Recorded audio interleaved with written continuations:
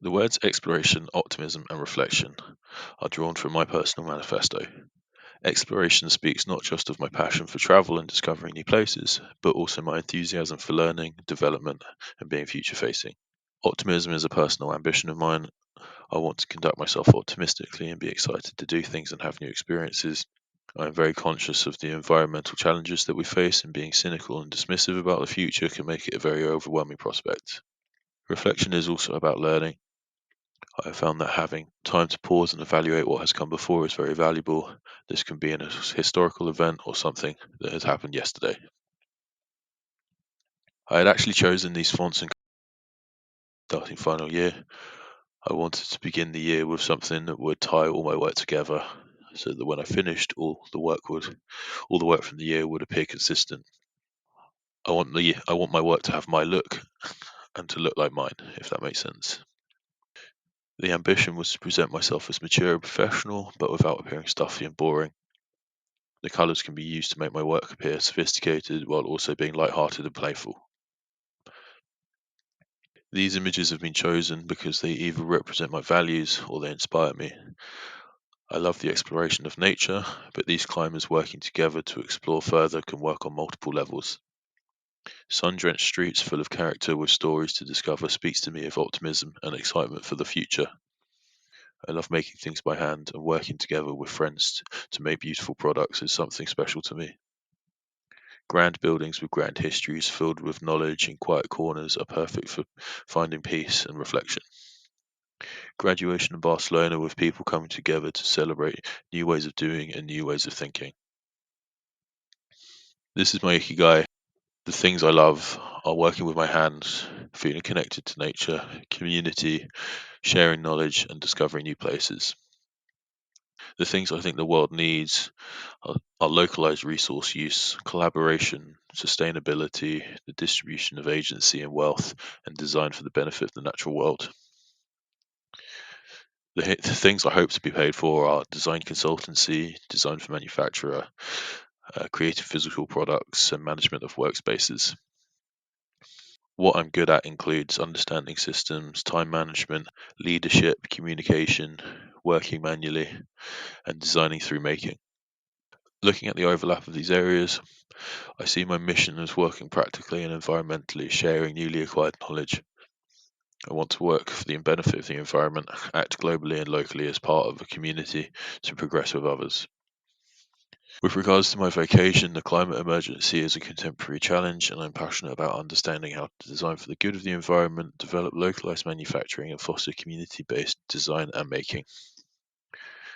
I can design iteratively through research and physical making, and I'm able to support and instruct others with their own processes.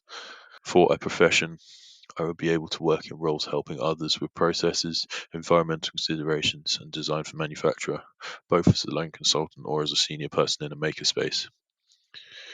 My passions are derived through learning and discovery, sharing and collaboration, and the ability to work practically with my hands. I aim to understand the complex and systemic ways things work through practical research and making.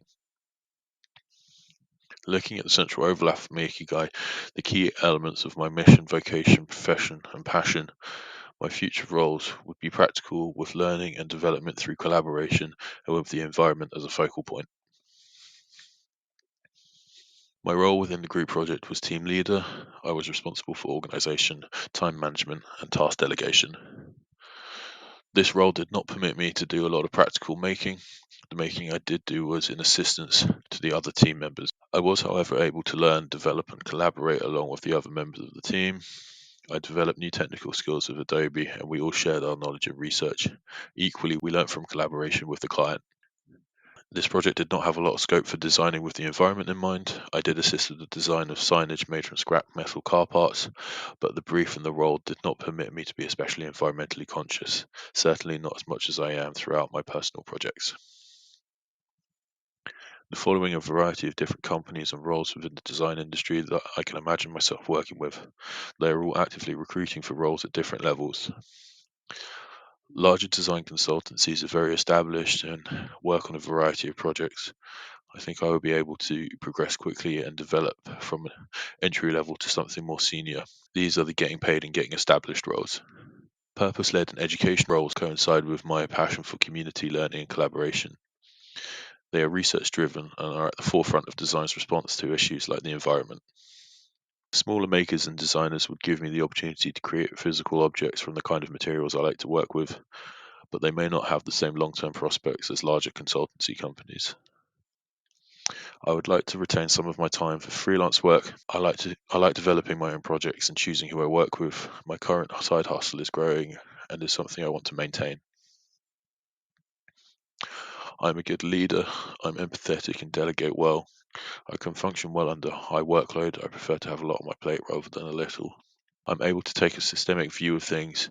I understand the interconnected nature of the world and can follow back to the source of an issue or to a solution. I have a very broad range of skills and can produce graphic design, do video editing, communicate and articulate my ideas, design for manufacture, create physical prototypes, research to great depths, and organize and run educational workshops. I'm very driven about the effects my practice has on the environment. I always aim to create a positive impact, but this can sometimes be a hindrance. Being environmentally conscious can also prevent me from pursuing certain ideas and projects. I can be driven by always wanting to discover more. As a result, spend too much time within the research stages of a project. My weakest skill is definitely sketching a rapid idea generation. I am better at exploring one idea in a lot of detail rather than many ideas in light detail. Making the most of my time is another of my weaknesses. I very often allow a project to absorb all of my available time and produce work slowly rather than quickly to the same quality. This can go hand in hand with producing more than what is necessary. This can sound like a strength masked as a weakness, but I end up wasting my time as a result. Having a very broad skill set has made it difficult to define what I'm good at and sell myself and seek specific roles. My opinions on design with regards to the environment are ahead of much of the industry. I think there will be more dismissal of products and their environmental claims based on carbon calculations that rely on the assumptions of what happens to a product's end of life. I think my design is ahead of the curve. I've been fortunate to work in a variety of different sized community-centric makerspaces, and I have experienced examples of what does and doesn't work in these places. I believe I am well suited to pursue a career in this industry and will reach out to the contacts I've made when I graduate. One place I've been looking for opportunities is the government's latest net zero report. It has a whole section on the environmental and commercial opportunities that could come as a result of the transition to net zero. Design is a creative industry, and I think one threat to creative industries is the outsourcing of labour to artificial intelligence. That said, I also believe that with knowledge and the right application, this could transition to an opportunity. The threat I fear is the combination of economic and environmental decline that we face. I think this combination will prevent people from making more environmentally positive choices, partly because they are more often the expensive option, but also when you're suffering hardship on a personal level where it can be hard to give time and energy to more global issues. The Design Council uses Double Diamond to represent the design process. It's split into 4 sections of discover, define, develop, and deliver. Ideally, the diamonds are evenly distributed, with each of these 4 sections getting equal effort. My diamond, however, is more weighted towards the divergent discovery section and far less towards the final convergent delivery section. In this final year, I aim to address how I am too research orientated and then get better at finishing projects and delivering products. Generally, I want to distribute my efforts and my energy more evenly across my projects.